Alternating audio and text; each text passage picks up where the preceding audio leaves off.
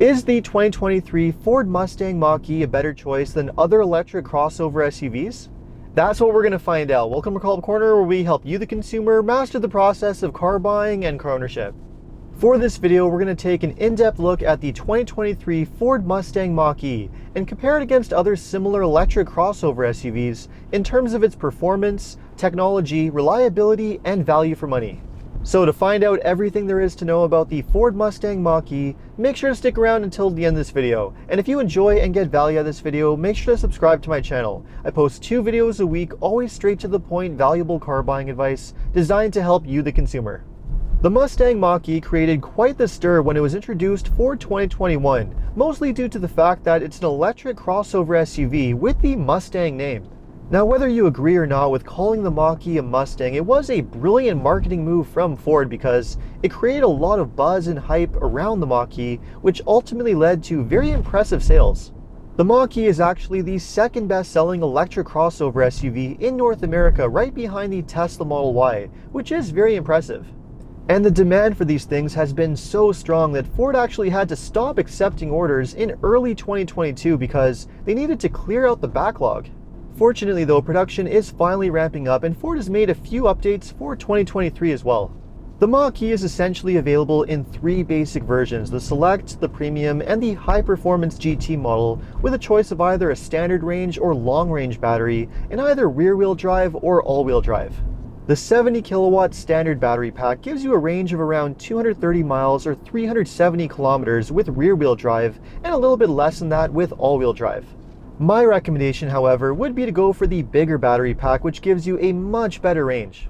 With the optional 91 kilowatt long-range battery pack, you get a driving range of around 300 miles or 480 kilometers with rear-wheel drive and around 13 miles or 20 kilometers less with all-wheel drive. That makes the Mach E pretty competitive against other similar electric crossover SUVs, including the Tesla Model Y, the Hyundai Ioniq 5, and the Kia EV6, all of which have a very similar driving range. And of course, the Mach E is compatible with DC fast charging, which means you can get a 0 to 80% charge in well under 1 hour. That is, if you have access to reliable DC fast chargers in your area. But not only does the Mach E have impressive battery performance, but it also has a very impressive driving experience too. This is a great crossover to drive with a very comfortable ride and very sharp handling too, which is a really good thing because it has the sporty driving experience to back up its sporty looks. And it also has good power too. This long-range rear-wheel drive model that I'm testing is able to accelerate from 0 to 60 in around 5 seconds, which is more than enough for a crossover like this. The performance and acceleration of the regular Mach E is honestly so good that I wouldn't even bother going with the high-performance GT model. Of course, the GT model has even better handling and much better acceleration, with a 0 to 60 time of around 3.5 seconds, thanks to all of that extra horsepower and torque. But the GT also commands a much higher price tag, and it also has a much lower driving range too, so I honestly don't think it's really worth it. It's much better just to go with the regular Mach E, which has a much better balance between performance, driving range, and price.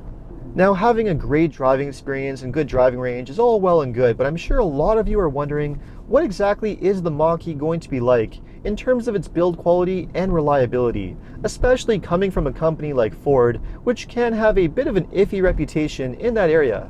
Now, it's true, Ford can be a little bit hit and miss when it comes to reliability, but I think the Mach E might have a few things going for it that might give it the advantage in that area.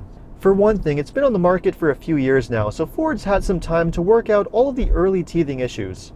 And for another, Ford generally has a pretty decent reputation when it comes to the reliability of their electrified vehicles. For example, Ford has been making hybrids for nearly 2 decades, the Ford Escape and the Ford Fusion hybrid among a few others, and they generally do have a pretty good reputation for reliability. And they actually have quite a bit of experience with making full electric vehicles too.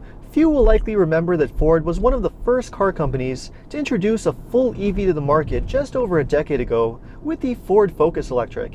I actually remember driving one of these when they first came out back in the day, and even though it didn't have very good driving range and not much cargo space, it actually was a pretty decent EV, and Ford did demonstrate their engineering know-how with EV technology because it came with a very sophisticated liquid-cooled battery pack, far more advanced than what Nissan was using back in the day with the Leaf. So Ford did demonstrate that they know a thing or two when it comes to EV technology and reliability. And all of those years of experience with making electrified vehicles has likely gone into the Mach E, so I wouldn't necessarily rule it out if you're looking for an electric vehicle to buy and hold on to for a very long time. Another area where the Mach E really impresses is the interior, which has surprisingly high build quality and excellent technology as well. Now, Fords are certainly not known for having high quality interiors, but the interior of the Mach E with its excellent build quality and materials certainly feels like a step above the rest. And not only is the build quality surprisingly good, but you also get excellent storage space and a lot of great technology too. You have a digital display behind the steering wheel which shows you all of your essential driving information, which looks really good, and you also have this very large 15-inch touchscreen infotainment system with excellent looking graphics, impressive responsiveness, and standard Apple CarPlay and Android Auto capability. Because of its large size, everything is relatively easy to use, even though you do need to use it for almost everything, and it is a relatively well-designed touchscreen. And not only do you get a lot of impressive tech, but you also have a decent amount of interior space too. Now obviously it's not going to be as spacious as something like a Ford Explorer, but for the size that it is and the type of vehicle that it is, the amount of cargo space and interior space that you get is quite good. You get roomy back seats, a decent sized cargo space, and even some cargo space up front underneath the hood too. Although this is a very nice interior, not everything is perfect in here. One thing that I'm not so crazy about, which unfortunately is very trendy with a lot of EV crossovers right now, is this giant fixed glass roof, which, although it does look really good, and it does offer some UV protection, it doesn't have a sunshade, which means that on a really hot and sunny day, you have no way of protecting yourself against the sun, which is not a good thing. But although the Mach E is a very well-rounded electric crossover, there is one major issue with it, and that unfortunately is the pricing. Ford has increased the pricing quite a bit for 2023, so it now ranges from around 48 to 72,000 US, or around 55 to 90,000 Canadian, which is quite a bit. Now, in order to compensate for the $3,000 to $8,000 price increase depending on the trim level, Ford has now made their Co-Pilot 360 active safety technology standard on every trim level, but I don't really think that's much of a compensation because really all of those active safety features should have already been standard in the first place. Ford is claiming that the price increases are the result of material shortages and market conditions, which might make some sense because other EVs have done the same, most notably Tesla, which has increased the price of their lineup by around $10,000 to $15,000 over the past year alone. And certainly even with the price increases, a lot of EVs are still in really high demand, with many of them having a waiting period of around 1 year long, if not even longer. So given the pricing of the Mach E, how exactly does it stack up against the other electric crossovers that you could buy instead? Well, compared to the best-selling electric crossover on the market, the Tesla Model Y, the pricing of the Mach E does seem relatively reasonable. Although with the Model Y, you do get a better driving range and of course access to Tesla's amazing supercharger network, which is a major bonus. Other major rivals, however, include the Hyundai Ioniq 5 and the Kia EV6, both of which are a pretty equal match for the Mach E when it comes to driving range, performance, and technology, but at a much lower price. The Mach E is also facing new competition like the Nissan Ariya, the Subaru Solterra, and the Toyota BZ4X, all of which promise to offer very similar performance for a lower price too. And then of course you have the more value options like the Chevy Bolt and the Bolt EUV, which, although they don't have the same kind of performance as the Mach E, they do offer very similar practicality and driving range for a fraction of the price. So although the Mach E is still an amazing electric crossover and a good option, having been on the market for a few years now has allowed the competition to catch up a little bit, so it's no longer the same value that it once was. But as it sits, the Mach E is still a very solid option. It still has a very competitive driving range, a really nice driving experience with great handling and performance, and a really nice interior too with great technology.